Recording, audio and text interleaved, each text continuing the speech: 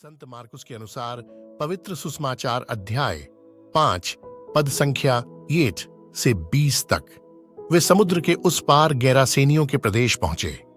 ईसा ज्यों ही नाव से उतरे, एक अपदूतग्रस्त मनुष्य मकबरों से निकलकर उनके पास आया। वह मकबरों में रहा करता था। अब कोई उसे जंजीर से भी नहीं बांध पाता था, क्योंकि वह बारंबार बेड़ियों और जंजीरों से बांधा गया था। किंतु उसने जंजीरों को तोड़ डाला और बेड़ियों को टुकड़े टुकड़े कर दिया था। उसे कोई भी वश में नहीं रख पाता था। वह दिन रात निरंतर मकबरों में और पहाड़ों पर चिल्लाता और पत्थरों से अपने को घायल करता था।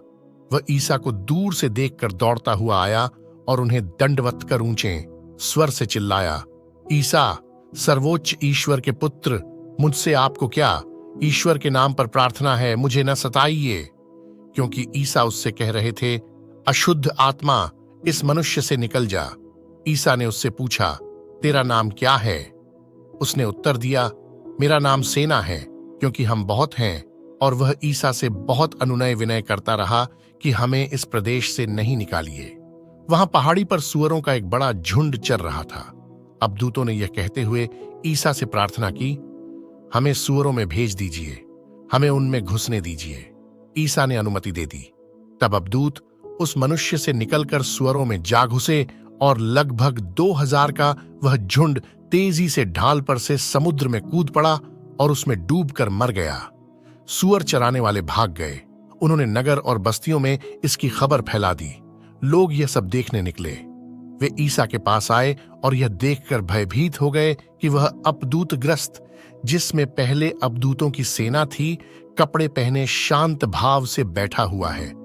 जिन्होंने यह सब अपनी आंखों से देखा था, उन्होंने लोगों को बताया कि अपदूतग्रस्त के साथ क्या हुआ और सूअरों पर क्या क्या बीती। तब गेरासेनी ईसा से निवेदन करने लगे कि वे उनके प्रदेश से चले जाएं।